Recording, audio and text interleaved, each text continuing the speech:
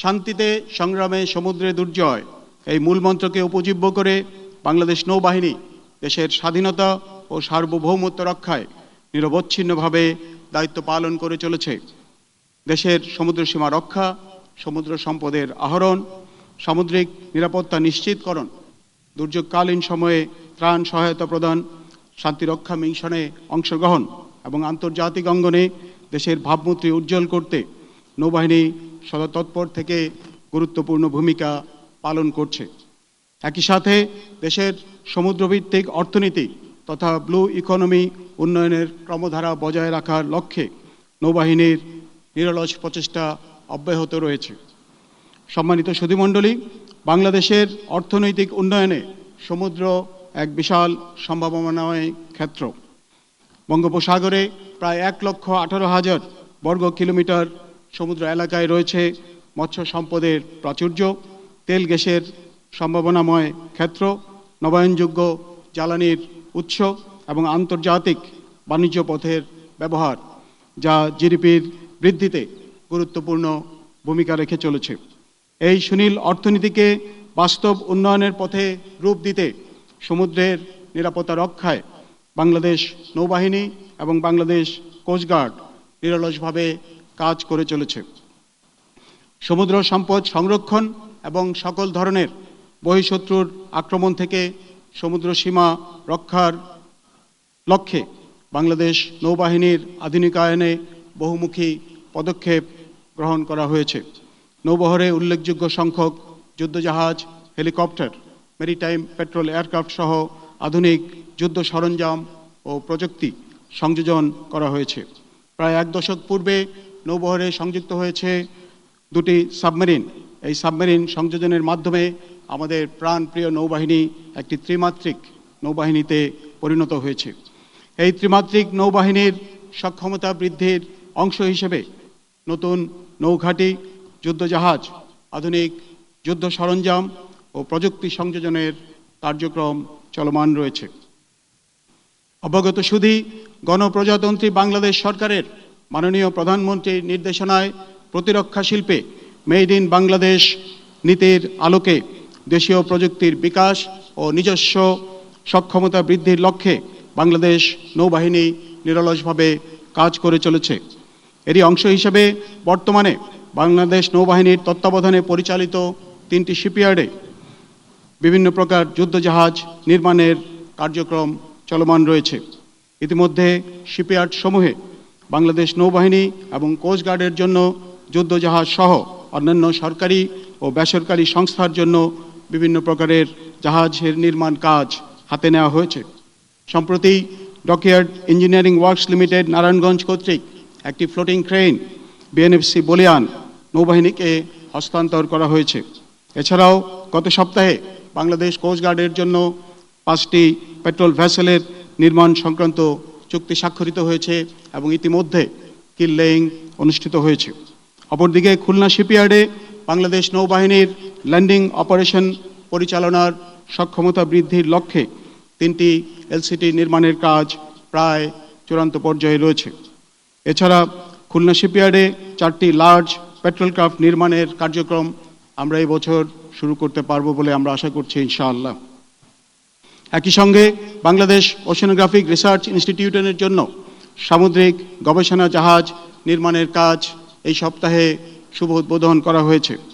সরকারের নির্দেশনা অনুযায়ী বাংলাদেশ নৌবাহিনীর তত্ত্বাবধানে পরিচালিত শিপইয়ার্ড সমূহে অদূর ভবিষ্যতে অফশোর পেট্রোল ভেসেল, করভেট এবং ফ্রিগেট সহ অন্যান্য যুদ্ধজাহাজ নির্মাণের পরিকল্পনা প্রণয়ন করা হচ্ছে। প্রিয় সুধী, নৌবাহিনীর অপারেশনাল সক্ষমতা বৃদ্ধির পাশাপাশি মানব সম্পদ উন্নয়ন ও সেবামূলক কাজেও উৎকর্ষতা বৃদ্ধির পদক্ষেপ হাতে নেওয়া হয়েছে। বানুজা পতেঙ্গা হাসপাতালের শয্যা সংখ্যা 150 থেকে 250 শয্যায় উন্নীতকরণের কার্যক্রম চূড়ান্ত পর্যায়ে রয়েছে।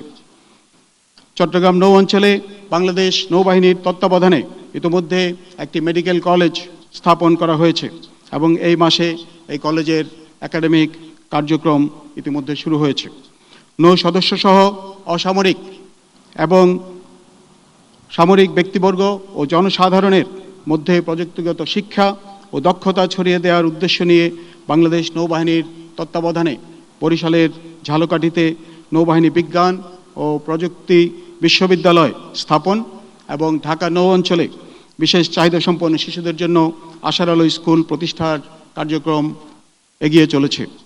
সুধীবৃন্দ, আপনারা জানেন 2024 সালের জুলাই মাস হতে দীর্ঘ প্রায় 2 বছর বাংলাদেশ নৌবাহিনী ইন এইড টু সিভিল পাওয়ারের আওতায় অসামরিক প্রশাসনকে সহায়তা প্রদান করেছে এবং আইন শৃঙ্খলা রক্ষায় নিয়োজিত ছিল। ত্রয়োদশ জাতীয় সংসদ নির্বাচনে উপকূলীয় অঞ্চলে শান্তি শৃঙ্খলা রক্ষায় নৌ সদস্যদের ভূমিকা ছিল সর্বজন বিদিত। বিশেষ করে দুর্গম চরাঞ্চল ও বিচ্ছিন্ন দ্বীপগুলিতে নির্বাচনী সরঞ্জাম পৌঁছানো থেকে শুরু করে উৎসব মুখর পরিবেশে সাধারণ মানুষের ভোটাধিকার নিশ্চিত করতে নৌবাহিনীর কার্যক্রম দেশ জুড়ে প্রশংসিত হয়েছে। আমি দ্ব্যর্থহীনভাবে বলতে চাই, দেশের প্রয়োজনে সর্বদা নিবেদিত থেকে যে কোনো প্রকার ত্যাগ স্বীকার করার জন্য বাংলাদেশ নৌবাহিনীর প্রতিটি সদস্য প্রস্তুত ইনশাআল্লাহ। প্রিয় প্রশিক্ষণার্থী কর্মকর্তাবৃন্দ, আজ তোমাদের চমৎকার কুচকাওয়াজ দেখে আমি মুগ্ধ হয়েছি। তোমাদের প্রাণবন্ত এবং উচ্ছল তারুণ্য আমাকে আশান্বিত করেছে। তোমাদের স্মরণ রাখতে হবে, সমুদ্রের নিরাপত্তা ও সার্বভৌমত্ব নিশ্চিত করার মাধ্যমে দেশের সামগ্রিক উন্নয়ন এবং অগ্রগতি অর্জন করাই আমাদের মূল লক্ষ্য। বাংলাদেশের বিশাল সমুদ্র এলাকার নিরাপত্তা বিধানের লক্ষ্যে সকল প্রকার চ্যালেঞ্জ মোকাবেলার জন্য তোমাদেরকে নিরলসভাবে কাজ করতে হবে। দেশের সেবায় ভবিষ্যৎ কাণ্ডারী হিসেবে তোমরা আত্মনিয়োগ করবে প্রত্যাশা। প্রিয় প্রশিক্ষণার্থী, মিডশিপম্যান ও ক্যাডেটবৃন্দ, তোমাদের মতো তরুণ ও উদীয়মান প্রজন্মকে উন্নীত প্রশিক্ষণের মাধ্যমে যোগ্য নেতা হিসেবে গড়ে তোলার লক্ষ্যে প্রয়োজনীয় সুযোগ সুবিধার সমন্বয়ে তৈরি করা হয়েছে আজকের নেভাল একাডেমি। এ সকল সুযোগ সুবিধা কাজে লাগিয়ে প্রশিক্ষণলব্ধ জ্ঞানের মাধ্যমে ভবিষ্যৎ নৌবাহিনীর নেতৃত্বদানে যোগ্য কর্মকর্তা হিসাবে তোমাদেরকে প্রতিষ্ঠিত হতে হবে। দেশের অতন্দ্র প্রহরী হিসাবে দায়িত্ব পালন করার মানসিকতায় নিজেদেরকে প্রস্তুত করতে হবে। প্রিয় কমিশনপ্রাপ্ত অফিসারবৃন্দ, আজ তোমরা 61 জন সম্ভাবনাময় তরুণ তরুণী একাডেমির সীমানা পেরিয়ে নতুন কর্মজীবনে প্রবেশ করতে যাচ্ছ।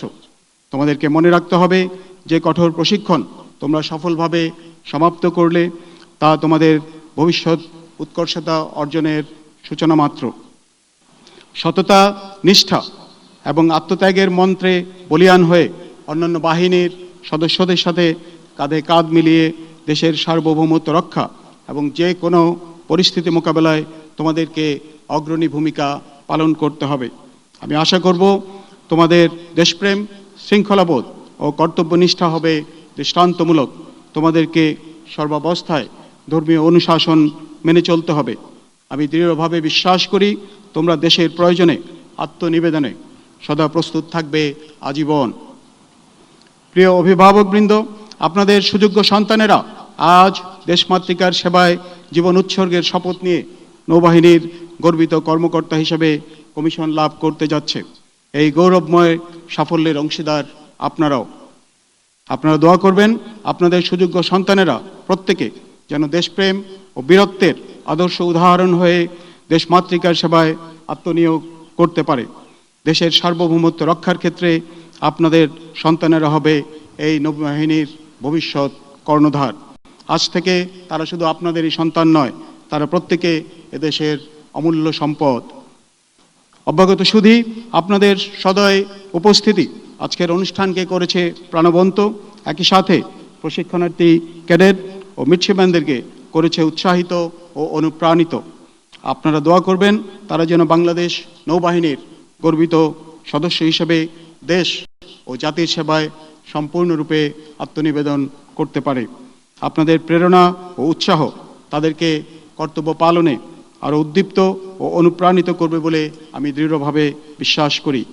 My special thanks and gratitude for the esteemed colleagues from the diplomatic missions. Your gracious presence is a great source of inspiration for the graduating officers.